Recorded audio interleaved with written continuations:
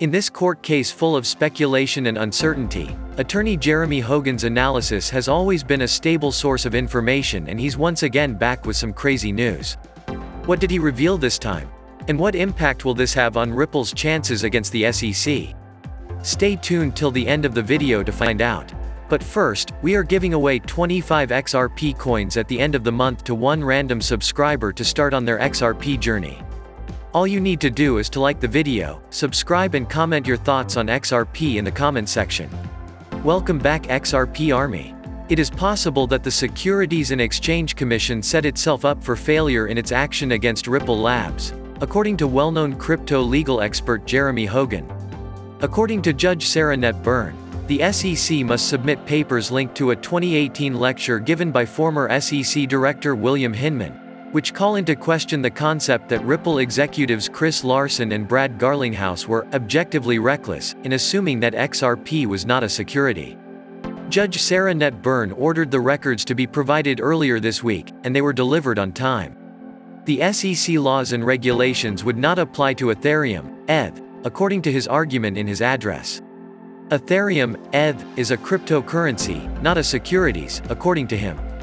He informs his 146,000 YouTube subscribers in a new video that the Securities and Exchange Commission had claimed that Hinman's remark was merely his personal point of view, and that the SEC had been wrong. It appears that the Securities and Exchange Commission is reconsidering its position, as reported by Hogan. The SEC made a big mistake because it had been arguing that Hinman's speech was his personal opinion, and then for some unknown reason, in this motion, it changed that position. By the way, did you know about this info? Let us know in the comment section down below. According to the material contained in the court petition, the following, based on its review of the documents, the court granted defendants' motion to compel production. The SEC assertion that Hinman's speech was intended to communicate corporation finance's approach to regulating digital asset offerings is inconsistent with the SEC and Hinman's previous position that the speech was intended to and did reflect his personal views. Moreover, according to Hogan, the SEC shift in posture may be beneficial to Ripple's fair notice complaint, in which the company claims that the regulator failed to provide fair notice, that it was in breach of federal securities laws.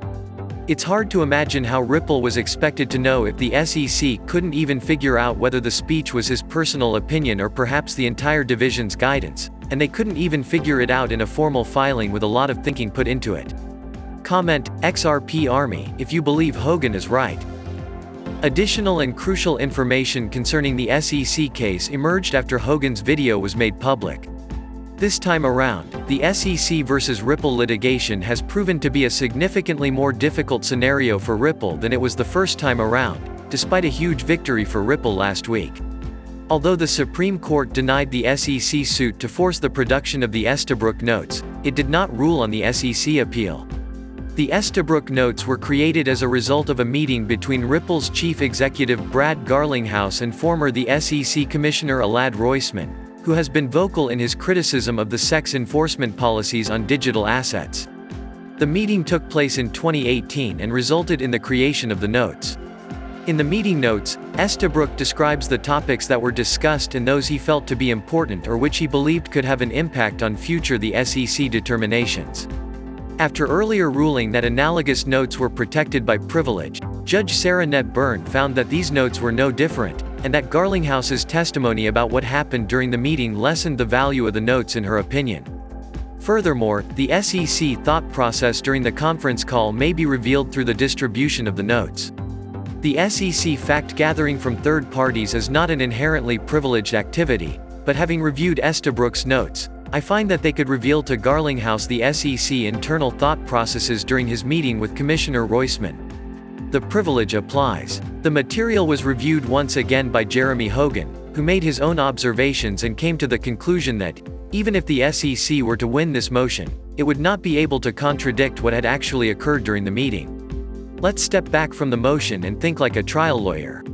At trial, Garlinghouse testifies about the meeting with Roisman. There's absolutely no indication that Roisman or Eastbrook are disputing what was said, otherwise the SEC would gladly produce the notes.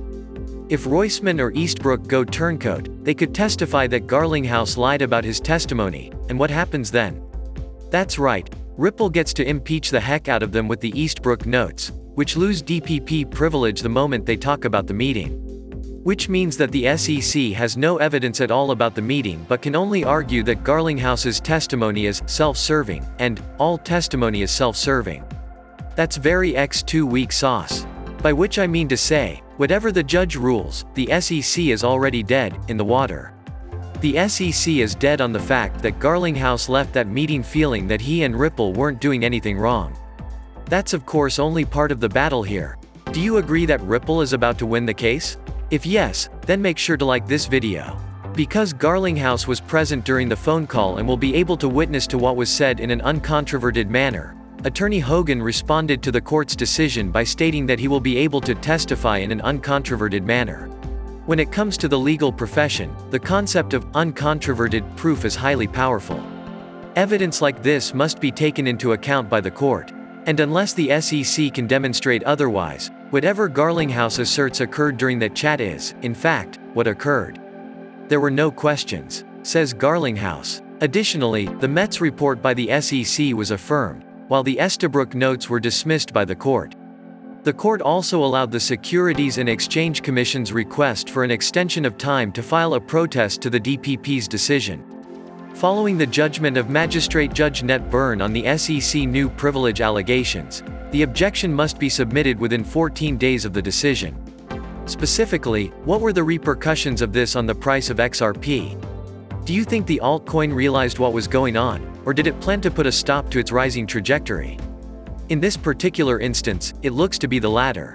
In just 24 hours, XRP has lost around 2% of its value, and it is currently trading around the 76 cents mark. In the first quarter of 2021, it had a quarterly trading volume that was 3 times lower than it had in the same period in the previous year. It is estimated that the trading volume of XRP was roughly $203.94 billion in the first quarter of 2022. When compared to the same period in the previous year, this represented a 68% decrease in trading volume. It is estimated that the trading volume of XRP was over $640.70 billion in the first quarter of 2021. One of the problems is the huge amount of different cryptocurrencies. According to CoinGecko data, there are now tens of thousands of cryptocurrencies in circulation, with a combined market capitalization of $2 trillion. Some digital coins have garnered a significant amount of support, not least Bitcoin, whose hardcore supporters are described to as maximalists by the media and other observers. What do you think about Hogan's analysis? Will this help Ripple win the case soon? Let us know in the comment section. If you want to continue to know about XRP, we have got 2 videos waiting for you on the end screen to check out. Make sure to subscribe and give us a thumbs up.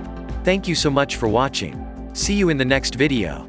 Kindly note that prices of cryptocurrencies frequently change, so by the time you watch this video, it might have changed to a whole new value.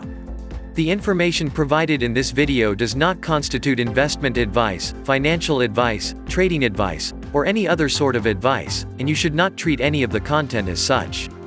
The content in this video is for educational purposes only and hence should not be considered financial advice.